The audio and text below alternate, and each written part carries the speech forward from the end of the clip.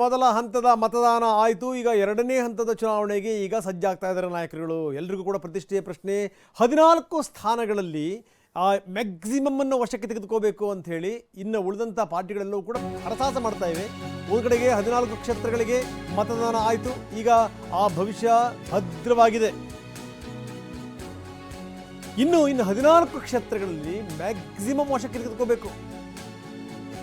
ಪ್ರಜಾಧ್ವನಿ 2 ಪ್ರಚಾರವನ್ನು ಶುರು ಮಾಡಿದ್ದಾರೆ.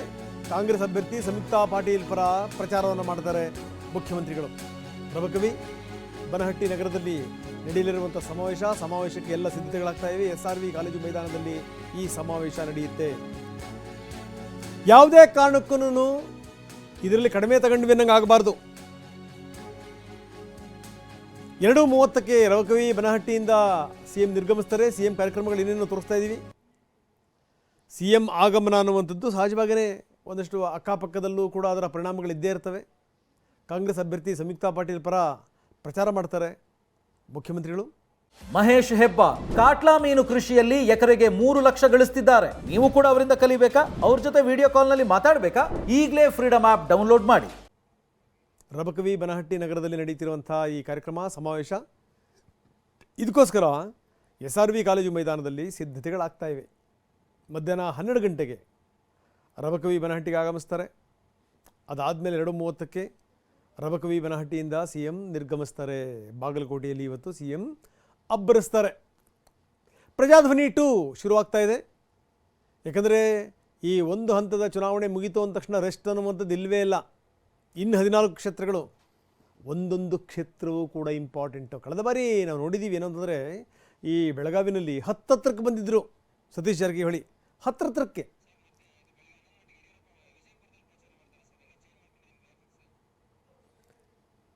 ಒಂದು ಕಡೆಗೆ ಮುಖ್ಯಮಂತ್ರಿಗಳು, ಇನ್ನೊಂದು ಕಡೆಗೆ ಏನು ಅಂದರೆ BJP ನಾಯಕರುಗಳು ಕೂಡ ಇನ್ನು 14 ಕ್ಷೇತ್ರಗಳನ್ನು ಸುತ್ತಾರೆ. ಅದರಲ್ಲೂ ಯಡಿಯೂರಪ್ಪನವರು ವಿಜಯಪುರ ಜಿಲ್ಲೆಯಲ್ಲಿ ಇವತ್ತು ಯಡಿಯೂರಪ್ಪ,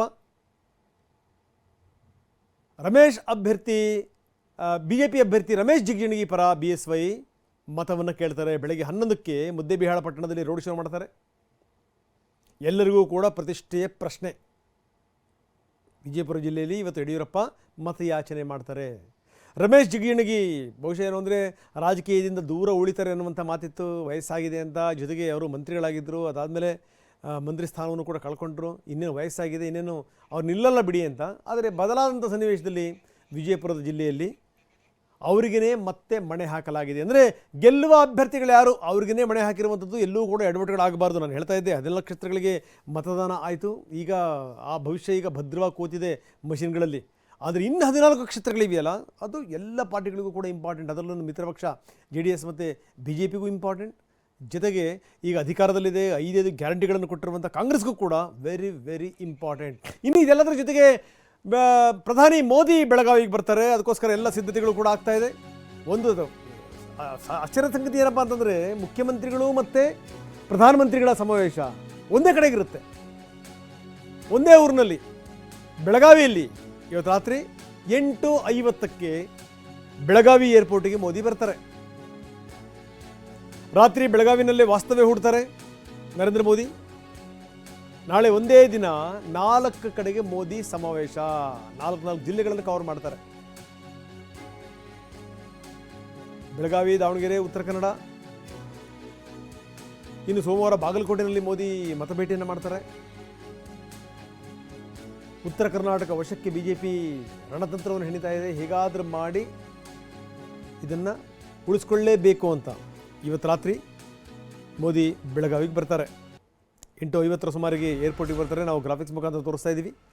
4 ಜಿಲ್ಲೆಗಳಲ್ಲಿ ಮೋದಿ ಮತಭೇಟಿ ಆಗುತ್ತೆ. 4 ಕಡೆಗೆ ಮೋದಿ ಸುತ್ತಾಡ್ತಾರೆ. ನಾಳೆ ಇವತ್ತು ರಾತ್ರಿ 8:50ಕ್ಕೆ ಬೆಳಗಾವಿ ಏರ್ಪೋರ್ಟಿಗೆ ಪ್ರಧಾನಮಂತ್ರಿಗಳು ಬಂದಿಳಿತಾರೆ. 9:10ಕ್ಕೆ ITC ಹೋಟೆಲ್ನಲ್ಲಿ ಪ್ರಧಾನಿ ಮೋದಿಯವರಿಗೆ ಸ್ವಾಗತವನ್ನು ಕೋರಲಾಗುತ್ತೆ. ಇವತ್ತು ರಾತ್ರಿ ಬೆಳಗಾವಿನಲ್ಲೇ ಮೋದಿ ವಾಸ್ತವ್ಯ ಹೂಡ್ತಾರೆ, ITC ಹೋಟೆಲ್ನಲ್ಲೇ. ನಾಳೆ ಒಂದೇ ದಿನ 4 ಕಡೆಗೆ ಸಮಾವೇಶ. 4 ಕಡೆಗೆ ಸಮಾವೇಶ. ನಾಳೆ ಬೆಳಗ್ಗೆ 10:55ಕ್ಕೆ ಹೋಟೆಲ್ನಿಂದ ಪ್ರಧಾನಿ ಹೊರಡ್ತಾರೆ. ಬೆಳಗ್ಗೆ 10:55ರಿಂದ ಶುರುವಾಗುವಂಥ ಕಾರ್ಯಕ್ರಮಗಳು. ಬೆಳಗ್ಗೆ 11 ಗಂಟೆಗೆ ಮಾಲಿನಿ ಸಿಟಿ ಮೈದಾನದ ಸಮಾವೇಶದಲ್ಲಿ ಅವರು ಭಾಗಿಯಾಗ್ತಾರೆ. ಸಮಾವೇಶವನ್ನು ಉದ್ದೇಶಿಸಿ ಮಾತಾಡ್ತಾರೆ. ಬೆಳಗ್ಗೆ 11:45ಕ್ಕೆ ಸಮಾವೇಶ ಸ್ಥಳದಿಂದ ಹೆಲಿಪ್ಯಾಡ್ಗೆ ಅವರು ಪ್ರಯಾಣ ಮಾಡ್ತಾರೆ. ಬೆಳಗ್ಗೆ 11:55ಕ್ಕೆ ಬೆಳಗಾವಿ ಹೆಲಿಪ್ಯಾಡ್ನಿಂದ ಶಿರಸಿಗೆ ಮೋದಿ ಬರ್ತಾರೆ. ಈ ಬಾರಿ ವೆರಿ ಇಂಪಾರ್ಟೆಂಟ್, ಉತ್ತರ ಕನ್ನಡವನ್ನು ಕೂಡ ಗೆಲ್ಲಲೇಬೇಕು. 12:55ಕ್ಕೆ ಉತ್ತರ ಕನ್ನಡ ಜಿಲ್ಲೆ ಶಿರಸಿಗೆ ಮೋದಿ ಬರ್ತಾರೆ. ಅಲ್ಲಿ ಸಮಾವೇಶ ಇರುತ್ತೆ.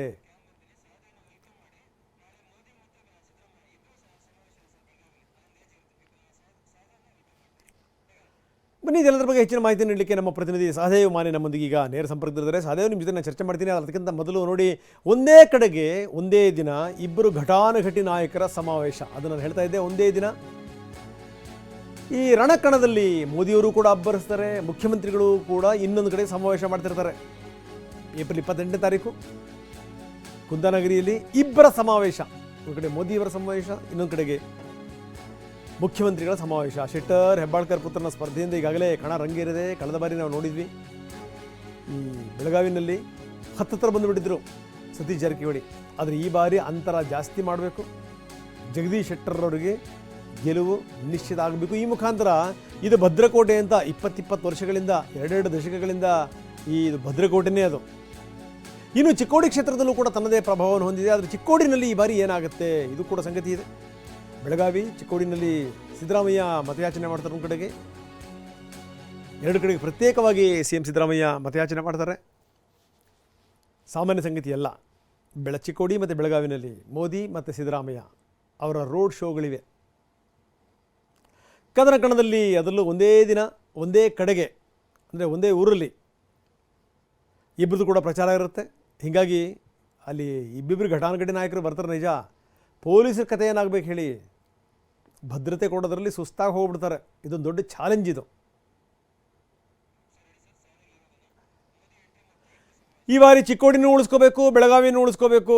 ಕಳೆದ ಬಾರಿ ಅಂತರ ಇದೆಯಲ್ಲ, ಕಳೆದ ಬಾರಿಯ ಅಂತರ ಅಜಗಜಾಂತರವಾಗಿ ಮಾರ್ಪಾಡಾಗಬೇಕು. ಇದು BJPಯ ಲೆಕ್ಕಾಚಾರ. ಸ್ಥಿತಿಗತಿಗಳು ಯಾವ ರೀತಿ ಇದೆ ನೋಡಿ. ಬದಲಾದಂಥ ಸನ್ನಿವೇಶದಲ್ಲಿ ಜಗದೀಶ್ ಶೆಟ್ಟರ್ ಮುನಿಸ್ಕೊಂಡು ಅವರು ಕಾಂಗ್ರೆಸ್ಗೆ ಹೋಗಿದ್ದರು, ಅಲ್ಲಿ ವಿಧಾನ ಪರಿಷತ್ ಸದಸ್ಯರಾಗಿದ್ದರು. ಅದಾದಮೇಲೆ ಏನಂದರೆ ಕಾಂಗ್ರೆಸ್ಸನ್ನು ಬಿಟ್ಟು ಅವರು ಮತ್ತೆ BJP ಕಡೆ ಬಂದು ಅವರು ನನಗೆ ಧಾರವಾಡ ಕೊಡಿ ಅಂತ ಕೇಳಿದ್ರು. ಧಾರವಾಡ ಕೊಡಲಿಕ್ಕೆ ಸಾಧ್ಯವೇ ಇಲ್ಲ ಅಂತ ಅಂದಾದಮೇಲೆ ಕೊನೆಗೆ ಅವರನ್ನು ಮನವೊಲಿಸಿ ಬೆಳಗಾವಿಗೆ ನಿಲ್ಲಿಸಲಾಯಿತು. ಬೆಳಗಾವಿಯಲ್ಲಿ ನಿಂತ್ಕೊಂಡಿದ್ದಾರೆ. ಮಂಗಲ ಅಂಗಡಿ ಕಳೆದ ಬಾರಿ ಪ್ರತಿನಿಧಿಸ್ತಾ ಇದ್ದರು. ಅವರ ಪತಿ ಹೋದ ನಂತರ ಈಗ ಮಂಗಲ ಅಂಗಡಿ ಇವರಿಗೆ ತೆರವು ಮಾಡಿಕೊಟ್ಟಿದ್ದಾರೆ. ಅವರ ಬಂಧುಗಳು ಕೂಡ ಹೌದು ಜಗದೀಶ್ ಶೆಟ್ಟರ್. ಈ ಬಾರಿ ಗೆಲ್ಲಲೇಬೇಕು, ಅಂತರ ಜಾಸ್ತಿ ಆಗಬೇಕು. ಇದು BJPಯ ಲೆಕ್ಕಾಚಾರ.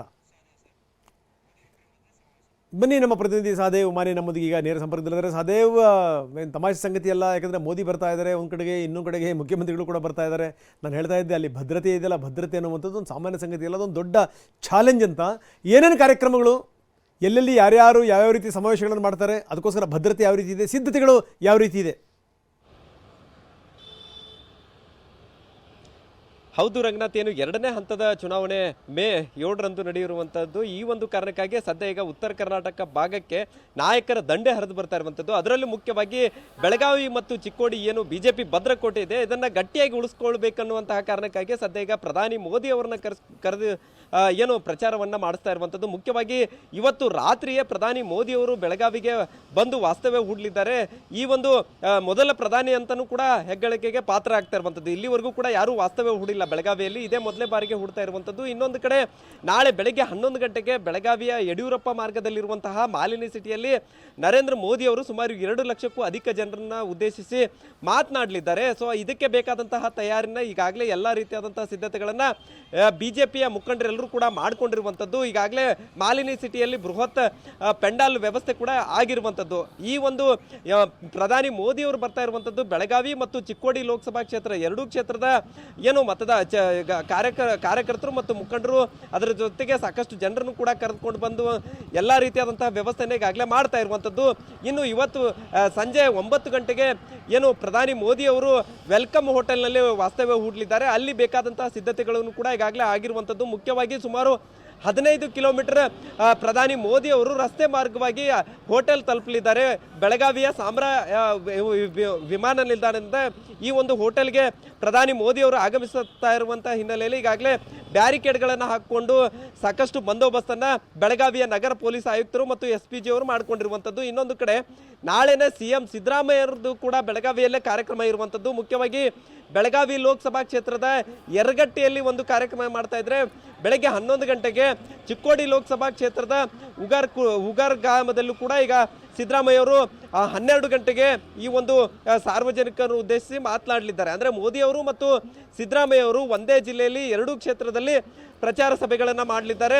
ಸೊ ಮುಖ್ಯವಾಗಿ ಒಂದು ಕಡೆ ಕಾಂಗ್ರೆಸ್ನವರು 2 ಕ್ಷೇತ್ರಗಳನ್ನು ಕಬ್ಜಾ ಮಾಡೋಕ್ಕೆ ಸಿದ್ದರಾಮಯ್ಯ ಅವರನ್ನ ಈಗಾಗಲೇ ಪ್ರಚಾರಕ್ಕೆ ಕರೆದುಕೊಂಡು ಬಂದು ಸಾರ್ವಜನಿಕ ಕಾರ್ಯಕ್ರಮಗಳನ್ನು ಮಾಡ್ತಾ ಇರುವಂಥದ್ದು ಒಂದು ಕಡೆ. ಆದರೆ ಇನ್ನೊಂದು ಕಡೆ ಮೋದಿ ಅವ್ರನ್ನ ಕರೆದುಕೊಂಡು ಬಂದು ಏನು ತಮ್ಮ ಸ್ಥಾನಗಳೇನಿದ್ದಾವೆ ಅವನ್ನ ಗಟ್ಟಿಗೊಳಿಸೋಕೆ ಈಗಾಗಲೇ ಬಿಜೆಪಿ ಕೂಡ ತಂತ್ರಗಾರಿಕೆ ಮಾಡ್ತಾ ಇರುವಂಥದ್ದು. 2 ಕಡೆ ಈಗಾಗಲೇ ಒಂದು ಕಡೆ SP ಅವರು ಭದ್ರತೆಯನ್ನು CM ಅವ್ರಿಗೆ ಕೊಡ್ತಾ ಇದ್ರೆ, ಇನ್ನೊಂದು ಕಡೆ ನಗರ ಪೊಲೀಸ್ ಆಯುಕ್ತರು ಪ್ರಧಾನಿ ಮೋದಿ ಅವರಿಗೆ ಭದ್ರತೆಯನ್ನು ಕೊಡ್ತಾ ಇರುವಂಥದ್ದು. ಹೀಗಾಗಿ ಧಾರವಾಡ ಸೇರಿದಂತೆ ಸುತ್ತಮುತ್ತಲ ಜಿಲ್ಲೆ ಇರುವಂತಹ ಪೊಲೀಸರನ್ನು ಕೂಡ ಈಗಾಗಲೇ ಬೆಳಗಾವಿಗೆ ಕರೆಸ್ಕೊಂಡಿರುವಂಥದ್ದು. ರಂಗನಾಥ್, ಎಸ್, ಧನ್ಯವಾದ ತಮ್ಮೆಲ್ಲ ಮಾಹಿತಿಗೆ.